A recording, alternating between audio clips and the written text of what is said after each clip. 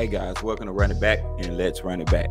Okay, we're talking about this whole situation with the missing kids, like 27 kids. The news guy says 30. The police chief comes on and says 27. So he's playing politics with numbers. Apparently, some more went missing right after the broadcast, or something like, or more went missing right after the 2 weeks. So he just threw it in there. I don't know. Let's just listen to the chief right quick.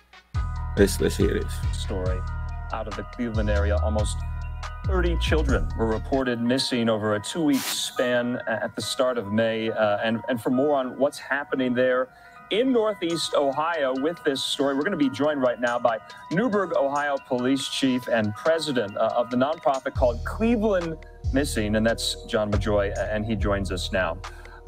Chief Majoy, thanks for being with us here to discuss this story. We came across it today. We wanted to bring you on. I think a lot of viewers want to know essentially what is happening. How many children have been reported missing in just the first few weeks of May there in the Cleveland area? So we had a total of 27 reported in 2 weeks, and so, which is an unusually high number. But I think one of the key things is that we don't want to raise public alarm that the kids are being randomly abducted off of the streets or something like that. Some of these might be runaways. There's no evidence of any abductions at this point. We would have had an Amber Alert or an endangered alert or some other type of alert. But rather, they're just simply reported missing juveniles between the ages of 12 and 17. And it's an unusually high number for a 2-week period early in May. Can you not tell when someone's downplaying or deflecting? Can you not see that like immediately? Like, he's not mentioning any of the trigger words like sex trafficking. He's not mentioning anything like the murder rate. Have any of them been returned? Have they been returned unharmed? It's just crazy how he's just immediately he just comes out and he deflects and debunks any type of foul play. Again, we just want to get the word out there to the public because we want the public to be able to help us out and bring these kids home safe. Chief Majoy, you've been in this business for what, over 3 decades. Is this a spike that you've never seen before? And are you particularly concerned? Have you ever seen this before? I've not seen this before, but it doesn't necessarily mean that it's something that we need to really raise a red flag about. I mean, we see spikes in robberies, burglaries, sometimes. Now he's comparing it to that, but he said there's no evidence of kidnapping or anything like that. What's evidence of kidnapping?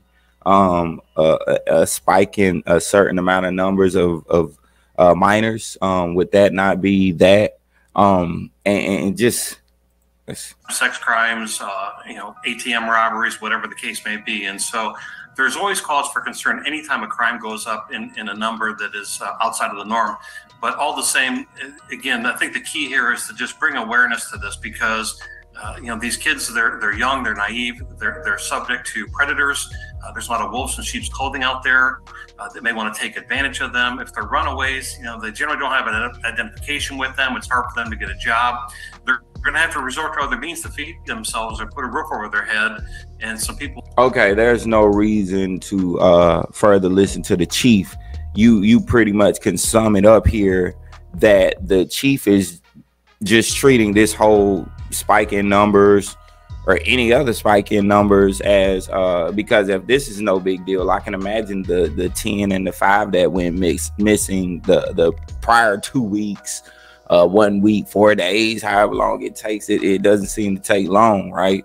But he's treating this like a whole big situation with runaways. He's treating this like this whole entire incident like every last one of these kids are runaways. So if I am an organization, if there is an organization who's out there operating as like child trafficking, sex trafficking, or abduction, like if they are operating there, they got the perfect chief, like they got the perfect individual to just turn a blind eye and just like, oh, nothing's going on. This is just like they just ran away from home. They're just runaways. So hearing this and hearing how the chief was coming.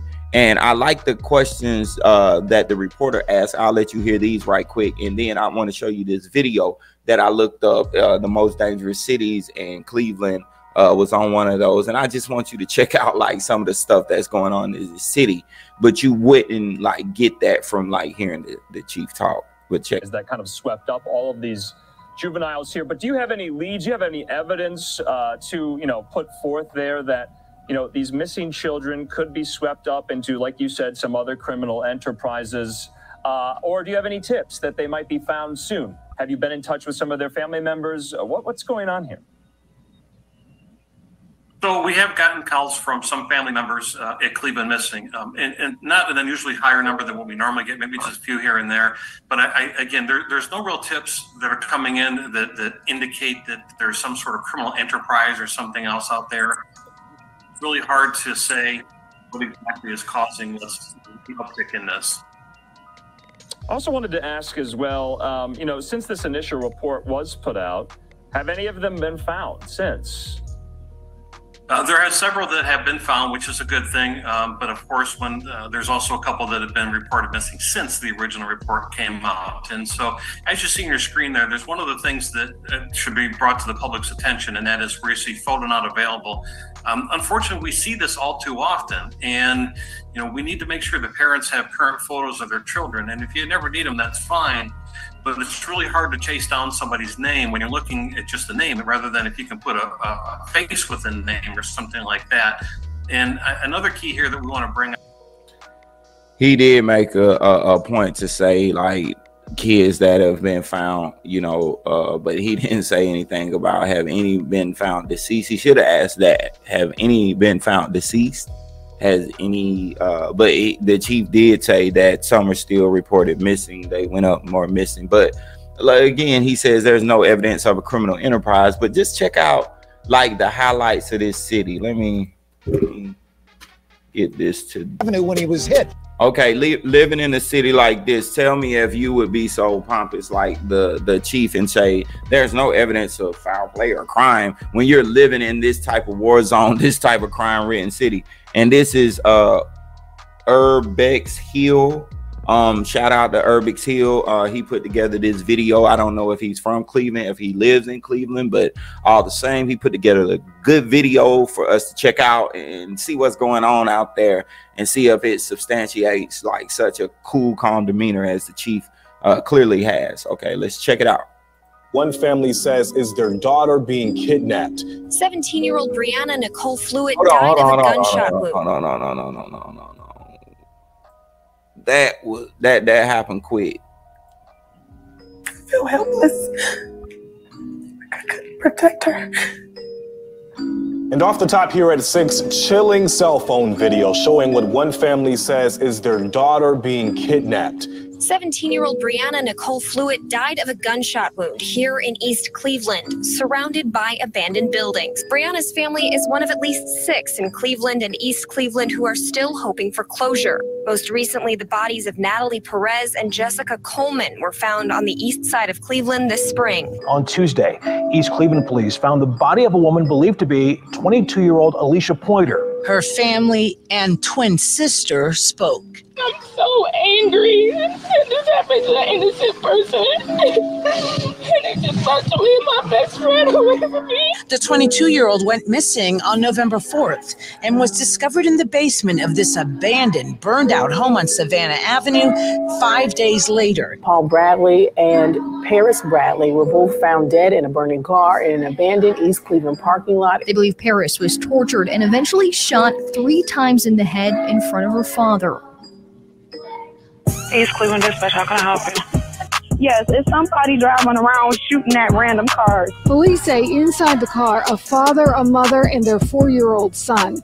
All 3 taken to the hospital. Video posted online appears to show 2 people pointing guns at a Cleveland officer who was sitting in his cruiser. 48 hours after an East Cleveland mother was killed in a drive-by shooting, police have 2 suspects in custody. The 13-year-old girl is dead, hit by a driver trying to get away from police as she walked home from school. What happened is the talk of East Cleveland tonight. The school district identified the girl as 6th grader Tamia Chapman. This was the last day of school before break. 2 teenagers are dead. What? Sixth grader running from the police? Like, The 6th grader running from the police? Like, what reason? Last day of school. Dang. And after a shooting in Cleveland Saturday night, and we've learned that one of them is the older sister of Tamia Chapman. Then the sister get took out, like right behind that. It's crazy. The older sister get took out. Man, condolences to the family, to the mom, like to the dad. 5 is investigating the sordid background of a teenager accused of murdering a 17-year-old girl over the weekend. It has been a violent 24 hours in Cleveland. Early Monday morning, a 14-year-old girl was shot and killed while lying on her bed.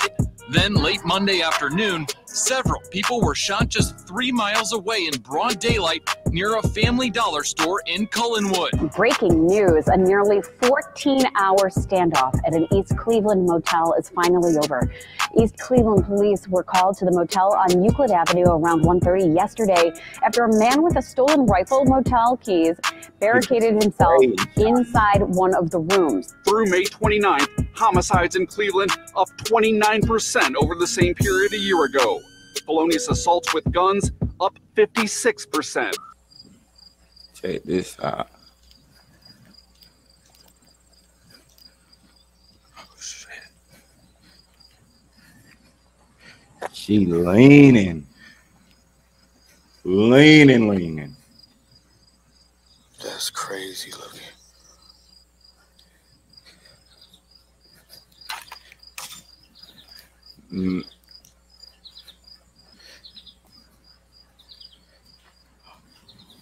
Man, them folks like mannequins out there like that, man. Bro, that is crazy. What the fuck? Crazy ain't the word. Them folks like mannequins out there like that, man. Come on, man.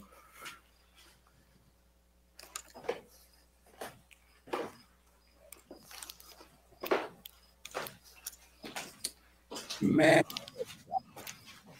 let me see if he's gonna go back by.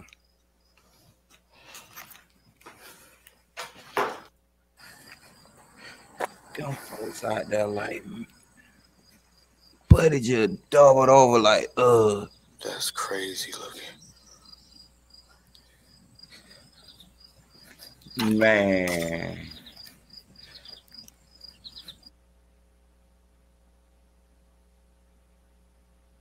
Dang. See what else it's gonna do. All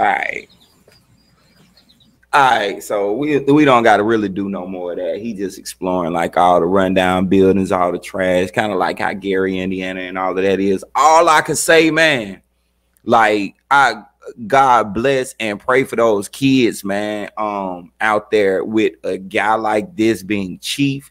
He's it starts at the top, so he's, you know, everybody under him is having this carefree attitude, and it's nothing that can be done as far as like nothing's gonna get done because he has this carefree. And look at all these abandoned buildings. What are these kids running away to that?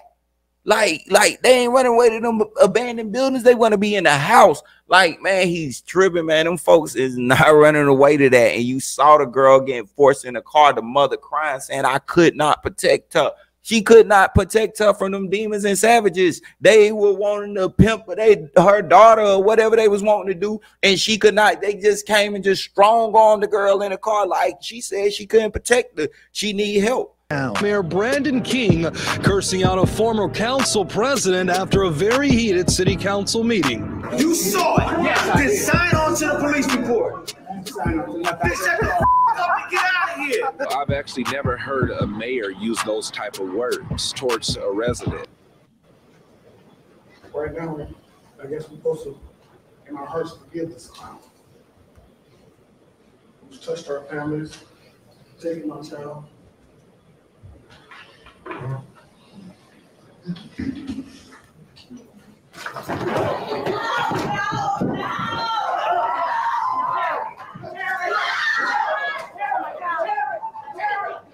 But I remember when the father did that, and they was talking about the bodies found. Like, man, it's been going down out there. Hold on. Okay, now I want you to check out what's going on with the police corruption out here, man. Check it out.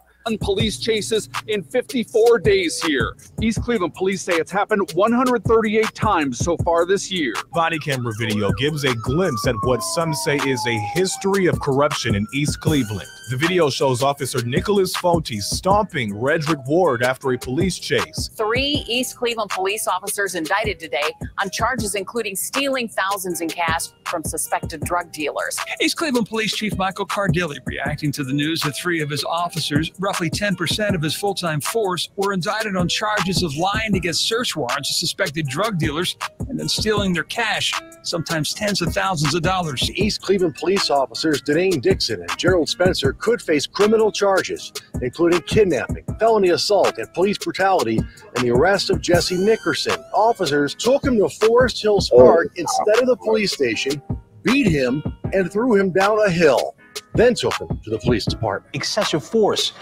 The officer responded to a call last night at Best Steak and Hero on Euclid Avenue. An investigation into officers Warner Sims and Cole began And we don't Friday gotta watch no more when of a that. man We already see what's going on out there, man. Police corruption and everything is going on, man. So the syndicate or whatever going on with the kids, man, they like, man, it don't even matter out here. Like, we can do what we want. We can operate how we want. Everybody like corrupt. Everything's going on, man. Man, that's sad, man. But you know, that was the whole, you know, outtake on that. Let me know what you guys think in the comment section. Like, comment, and subscribe, and let me know if you want me to do some more on certain stories like this. Let's run it back. We out.